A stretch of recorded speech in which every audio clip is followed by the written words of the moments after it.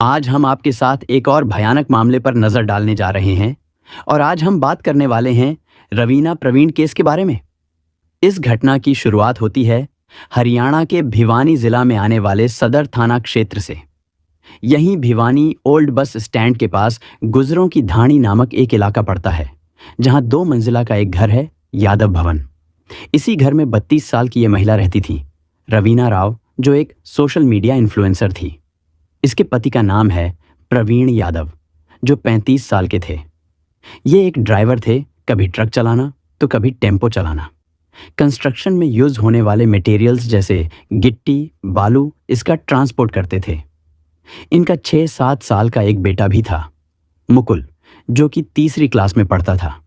परिवार के बाकी लोगों के बारे में बताएं तो प्रवीण के पिताजी भी थे, सुभाष यादव, जो हलवाई का काम करते थे। शादी विवाह के फंक्शन में खाना बनाना। रवीना की सास या प्रवीण की माताजी का देहांत हो चुका था। प्रवीण के 2 भाई भी थे। एक भाई संदीप यादव, जिनकी शादी हो चुकी थी। इनकी पत्नी घर के ही ग्राउंड फ्लोर पर रहती थी। संदीप पंचकुला में ड्यूटी करते थे। प्रवीण अपनी पत्नी और बेटे के साथ फर्स्ट फ्लोर पर रहते थे। इनके एक बड़े भाई थे, जो अपने परिवार के साथ कहीं और पर रहते थे। इन लोगों के अलावा कुछ और रिश्तेदार थे, चाचा, ताऊजी। वो लोग भी अपने अपने परिवार के साथ आसपास में रहते थे। पूरा परिवार खुशहाल था, मिलजुल कर रहते थे। सभी में अच्छी बनती थी, भले ही अपना अलग बना खा रहे हों। यहाँ पर रवीना राव शॉर्ट फिल्म्स में, ड्रामा में, नाटक में एक्टिंग किया करती थी, जो यूट्यूब पर रिलीज होता। शॉर्ट फिल्म बनाने वाले जो लोग थे, उनमें ये मेंबर बन चुकी थी। अक्सर ये इसी काम की वजह से ज्यादातर समय बाहर ही रहती थी। कभी कभी टाइम मिलने पर घर आती। 26 मार्च 2025 रवीना अपने बेटे के कुछ काम के सिलसिले में घर पर आई हुई थी और अब इसको वापस जाना था। आज ही के दिन, यानी 26 मार्च को। इसी दिन परिवार के लोगों ने ध्यान दिया कि प्रवीण सुबह से दिख नहीं रहा है। वह अभी अक्सर बाहर ही रहता था। ड्राइविंग का काम था, सामान ट्रांसपोर्ट करना। हो सकता है कि सुबह सुबह ही काम पर चला गया हो। फिर भी परिवार के किसी सदस्य ने रवीना से पूछा कि प्रवीण कहाँ है। सुबह से दिखा नहीं। ये भी घर से निकल ही रही थी। इसको भी अपनी टीम के पास जाना था वीडियोस बनाने। ये कहती है कि इसे भी कोई आइडिया नहीं। जाने से पहले उन्होंने नहीं बताया। इसने भी उन्हें सुबह से नहीं देखा है। कल की तारीख में, यानी 25 मार्च की शाम में 8 बजे के आसपास वो घर पर लौटे थे और नॉर्मली भोजन करके सो गए थे। रवीना भी रोज की तरह समय से खा पीकर सो जाती है और बेटे को भी सुला देती है। इसने आगे बताया कि भोर में 3 बजे के आसपास इसकी नींद खुली, क्योंकि इसे कुछ हलचल सुनाई दिया। ये बाहर आकर देखती है। इसने देखा कि इसका पति प्रवीण सीढ़ी पर बाहर बैठा हुआ है और बीड़ी पी रहा है। ये देखकर पत्नी इस पर गुस्सा होती है और बोलती है कि क्या कर रहे हो, चलकर सो जाओ। वो कहते हैं ठीक है। इसके बाद पत्नी वापस सोने चली गई थी। यही आखिरी बार था जब पत्नी ने अपने पति को देखा था। फिर सुबह में जब ये उठी तो घर पर प्रवीण नहीं मिले। ऐसा कोई पहली बार भी नहीं था, जो अजीब लगेगा। वह कभी कभी सुबह में ही चले जाते थे। यही सोचकर सभी लोग नॉर्मल थे। ज्यादा चिंता की बात नहीं थी। सभी अपने अपने कामों में जुट जाते हैं। रवीना भी घर से चली गई। अब धीरे धीरे 1-2 दिन गुजरता है। 28 मार्च को रवीना वापस काम से फ्री होकर घर लौटी। इस बार इसने देखा कि घर पर लोग परेशान बैठे हैं। अफरा तफरी मची है। पता चला कि प्रवीण अभी तक घर नहीं लौटा है और ना ही वह फोन उठा रहा है। परिजनों ने अपने जानने वालों, उसके दोस्त यार, जहां पर यह काम करता था, हर जगह पर पता किया, लेकिन प्रवीण कहीं पर भी नहीं था। ये सब देखकर पत्नी भी घबरा जाती है। आखिर वह कहाँ चले गए? अभी तक हर रिश्तेदार को प्रवीण की गुमशुदगी की बात पता चल चुकी थी। सभी अपने अपने लेवल पर अपने अपने तरीके से पता करने की कोशिश कर रहे थे। आज ही के दिन, यानी 28 मार्च को, एक और घटना होती है। एक राहगीर दिनोद रोड से होकर गुजर रहे थे। ये इलाका भी सदर थाना क्षेत्र के अंदर में आता है। जब राहगीर नाले के पास से गुजरे तो उन्हें अजीब सी दुर्गंध महसूस होती है। हालांकि नाले से बदबू आना लाजमी है, मगर यह बदबू कुछ ज्यादा ही थी। ऊपर से नाला भी इतना गंदा प्रतीत नहीं हो रहा था कि ऐसी बदबू आएगी। किनारे पर कुछ कुत्ते भी मंडरा रहे थे, भौंक रहे थे, जैसे कि उन्होंने कोई संदिग्ध चीज देखी हो। ये सब नोटिस करके राहगीर को भी कुछ खटकता है। अब ये भी नाले में झांक कर देखते हैं। जब इन्होंने थोड़ा ध्यान दिया तो लगा कि शायद कोई इंसानी हथेली है। ऊपर घास फूस और पेड़ की टहनियाँ थीं, पत्तियां थीं, इसलिए साफ साफ समझ नहीं आया। राहगीर को देखकर कुछ और लोग भी वहां पर आते हैं। सबको ही अजीब लगा। फौरन ही इन्होंने पुलिस को सूचना दी। पुलिस मौके पर पहुंचती है और नाले को चेक किया जाता है। जिस बात का डर था वही यहां पर होता है। नाले में कोई शख्स पड़ा हुआ था। शायद वो जीवित ना हो। स्थिति बहुत बुरी थी। लगा कि काफी दिनों से यहां पड़ा होगा, डिकम्पोज हो रहा था। थोड़ी देर में फॉरेंसिक टीम भी यहां पर आती है ताकि और भी सबूत इकट्ठा कर सकें। देखने से लगा कि ये कोई 35 से 40 साल का आदमी होगा, मगर इसको पहचानना मुश्किल था। काफी दिनों तक पानी में रहने की वजह से चेहरा पहचाने लायक नहीं था। इसके शरीर पर कोई चोट वगैरह के भी निशान नहीं पाए गए। पुलिस और फॉरेंसिक टीम जब थोड़ा और ध्यान से जांच करती है तो मिला कि एक हाथ पर टैटू बना हुआ है, जैसे कोई नाम लिखा हो। ये एक अहम सुराग हो सकता था। पहचान पता करने में पुलिस ने शुरुआती जांच पड़ताल करने के बाद शव को हॉस्पिटल भिजवा दिया। हालात को देखकर यह भी समझना मुश्किल था कि यह कोई हादसा था, जैसे कि कोई फिसलकर कोई गिर गया हो, किसी नशे में रहा हो, या फिर जानबूझकर कोई अनहोनी किया है, कोई घटना को अंजाम दिया है। इन्वेस्टिगेशन में सबसे पहले काम था मृतक की पहचान पता करना।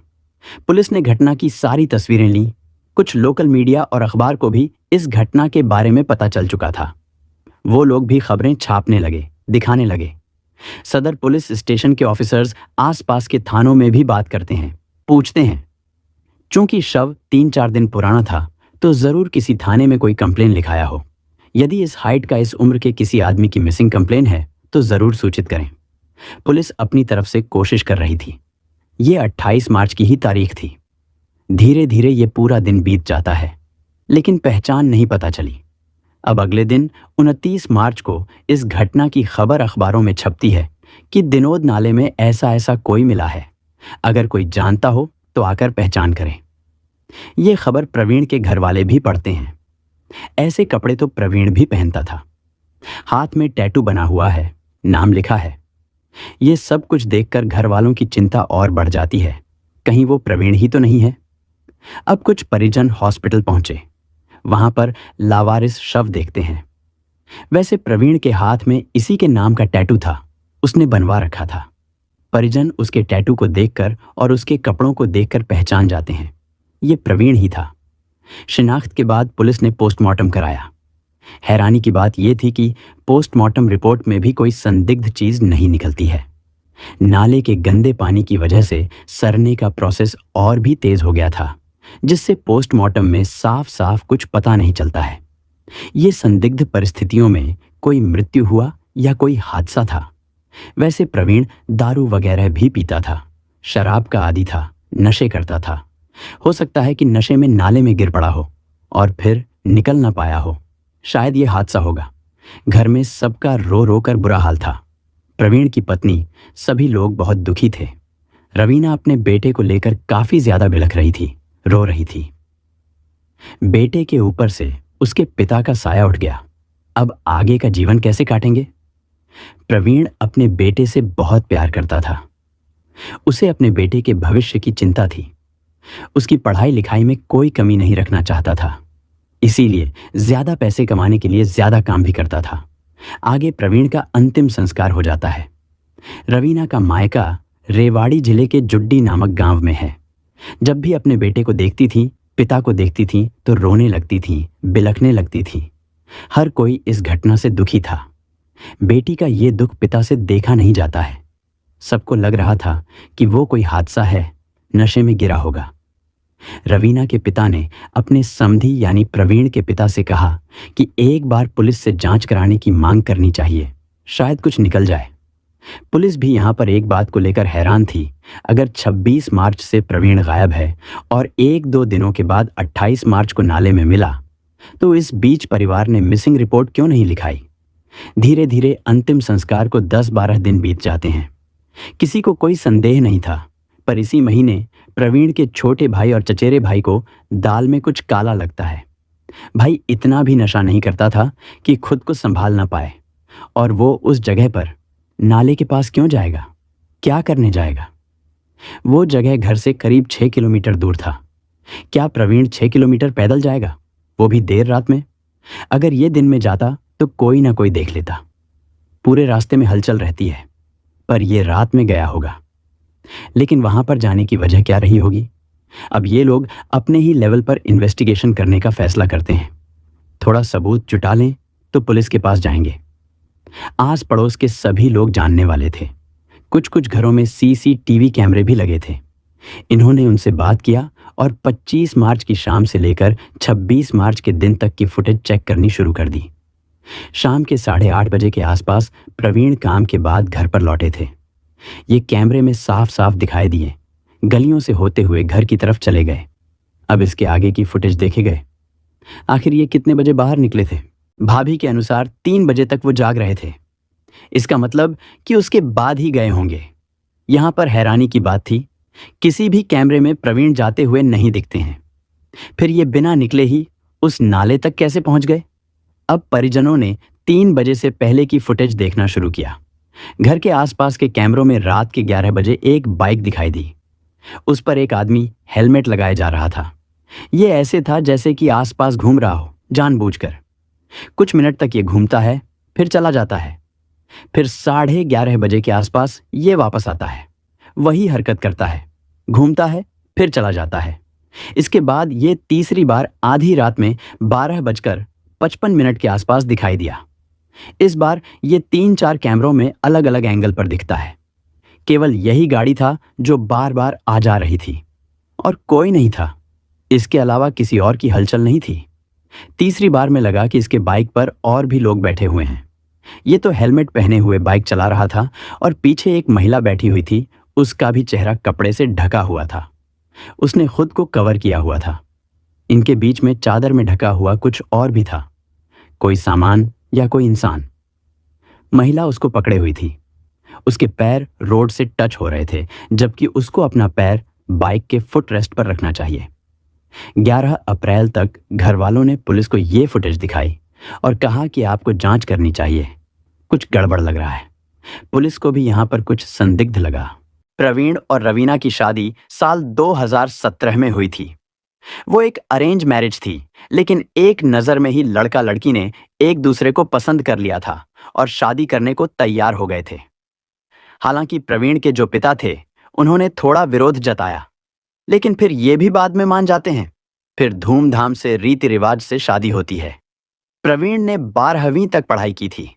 उसके बाद ड्राइविंग का काम करने लगे थे। वहीं रवीना 10वीं पास थी। उसके बाद ही उसकी शादी हो गई थी। ससुराल में आने के बाद उसने आगे की पढ़ाई की। ITI में सिलाई कढ़ाई का कोर्स करती है। 12वीं की पढ़ाई कंप्लीट करती है। सब कुछ अच्छे से सीखने के बाद इसने सिलाई सेंटर भी शुरू किया, जहां पर ये बाकी लड़कियों को सिखाने लगी, ट्रेनिंग देने लगी। काफी दिनों तक ये सिलाई सेंटर चलाती भी है। इसमें सभी लोग इसका सहयोग भी कर रहे थे। फिर लॉकडाउन का समय आता है। उस दौरान लोग अपने अपने घरों में बंद हो गए। अब सोशल मीडिया पर ट्रैफिक आता है। इंटरनेट यूजर्स की संख्या तेजी से बढ़ने लगी। इसी बीच रवीना भी सोशल मीडिया ऐप्स यूज करना शुरू कर देती है। इसको रील्स देखने की आदत पड़ गई।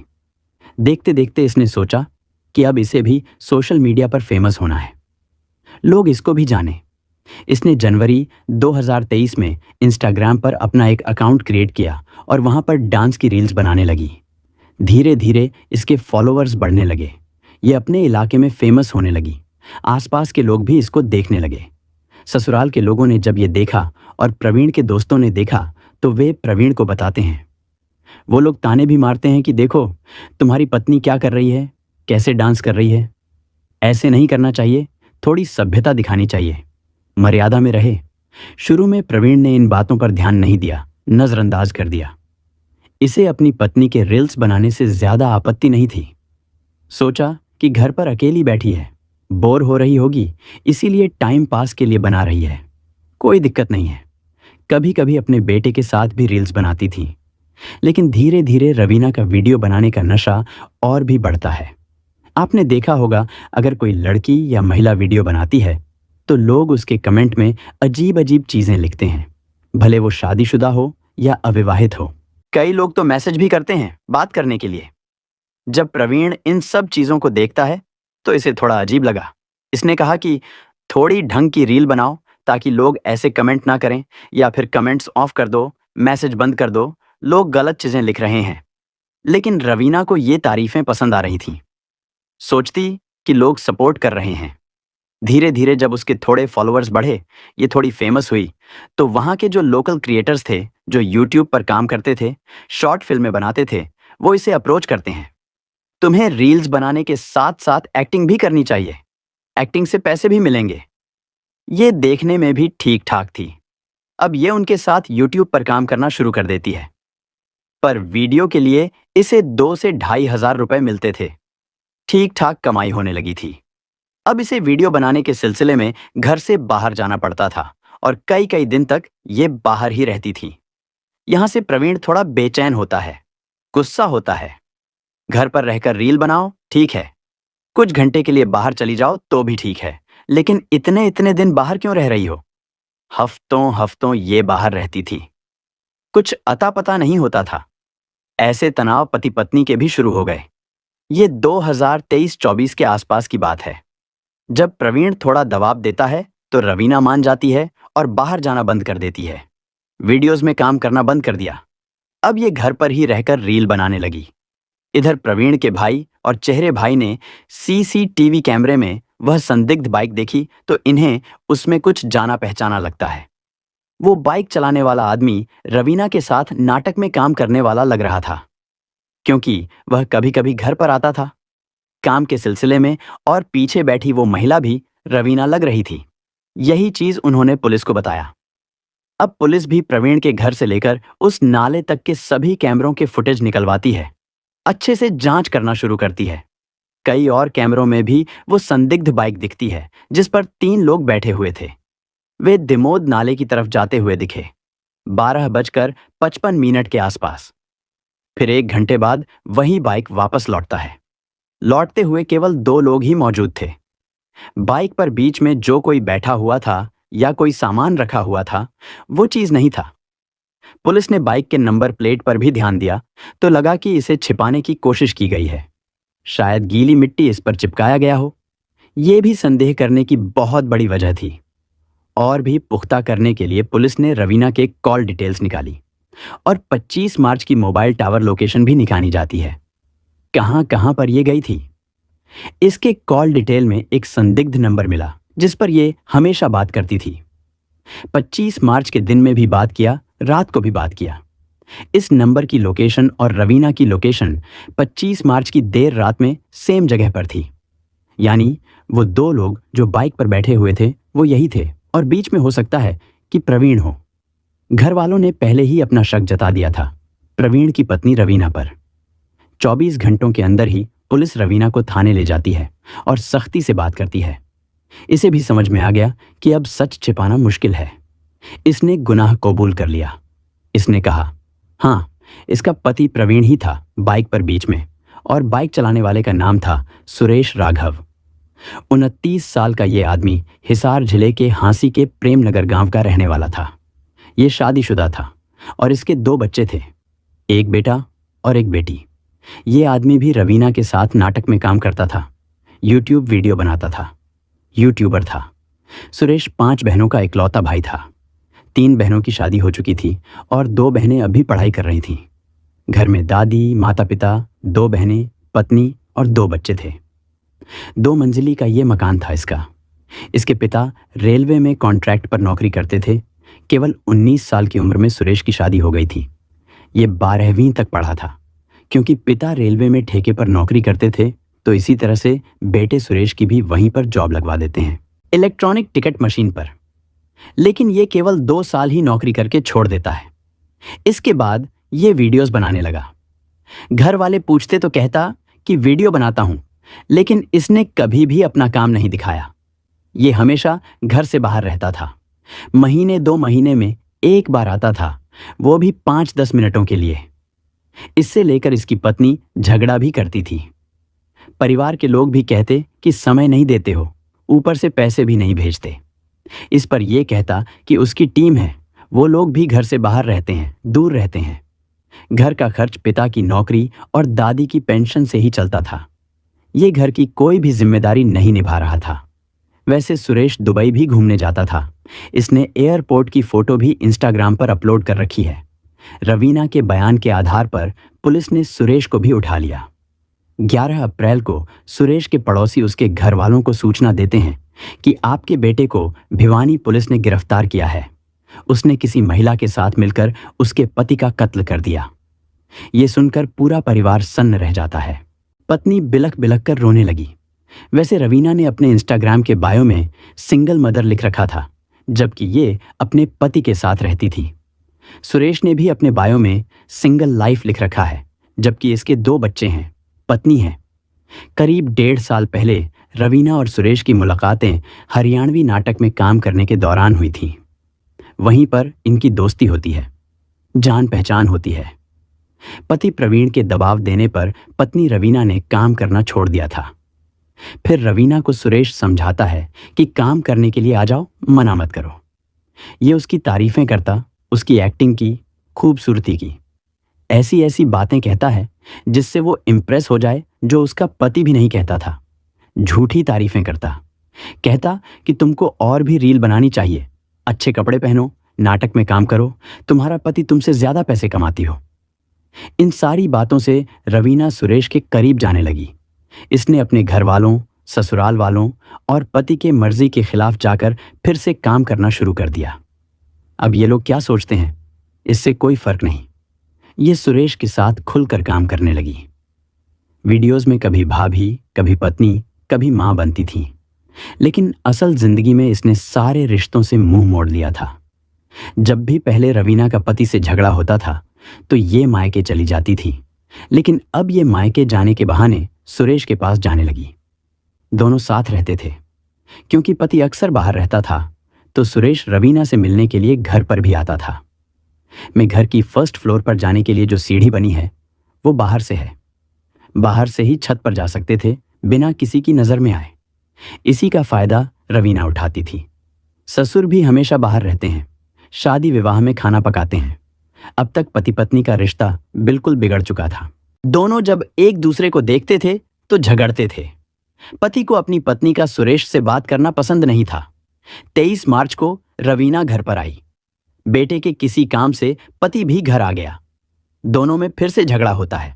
इसके बाद ही रवीना ने सोचा कि रोज रोज की रोक टोक से तंग आ चुकी है। अब पति को रास्ते से हटा देना चाहिए। ये ठीक से रील्स नहीं बनाने देता, वीडियो बनाने नहीं देता, बाहर जाने से रोक टोक करता है, सुरेश से बात करने नहीं देता। इसके बाद ये सुरेश से बात करके प्लान बनाती है। मीडिया में कुछ और रिपोर्ट्स हैं कि 25 मार्च को घर में कोई भी नहीं था। ससुर काम से बाहर गए थे, देवर भी बाहर थे, देवरानी नीचे के घर में थी, पति भी बाहर था। इसीलिए रवीना ने सुरेश को अपने घर पर बुला लिया। इसी बीच कुछ देर बाद प्रवीण अचानक घर पर आ जाते हैं और पत्नी को उसके प्रेमी के साथ आपत्तिजनक अवस्था में देख लेते हैं। इससे वो बहुत गुस्सा हो जाते हैं, सुरेश से मारपीट करने लगे।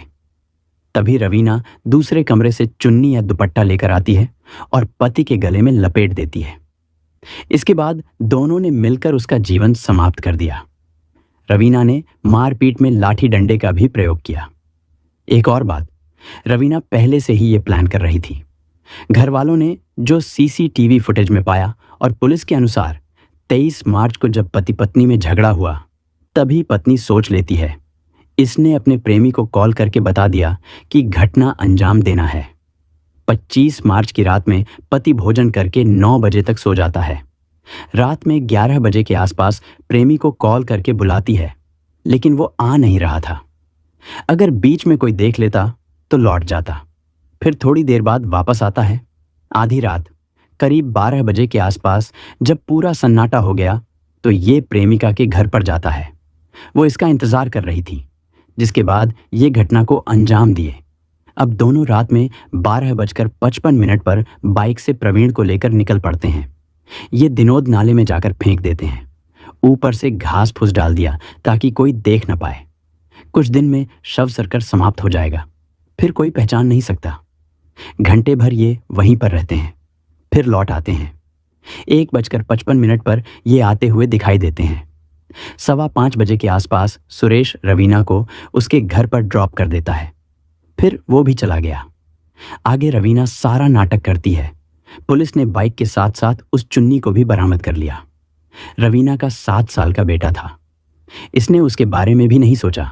इसको अपने प्रेमी के साथ रहना था, उसके साथ जीवन बिताना था और सोशल मीडिया पर फेमस होना था। प्रवीण के घर वाले कड़ी से कड़ी सजा की मांग कर रहे हैं। दोस्तों, इस अपराध की कहानी को सुनाने का उद्देश्य किसी को दुख पहुंचाना या परेशान करना नहीं है, बल्कि आपकी जागरूकता बढ़ाना है और आपको सावधान करना है। इस पूरी घटना के बारे में आपके क्या विचार हैं? कृपया कमेंट में ज़रूर बताएं और आप किस शहर से वीडियो देख रहे हैं, कृपया उस शहर का नाम भी लिखें। अगर आपको हमारी मेहनत पसंद आई हो तो वीडियो को लाइक करते हुए शेयर भी करें। और अब तक आपने चैनल को सब्सक्राइब नहीं किया है तो कृपया चैनल को सब्सक्राइब अवश्य कर लें। धन्यवाद।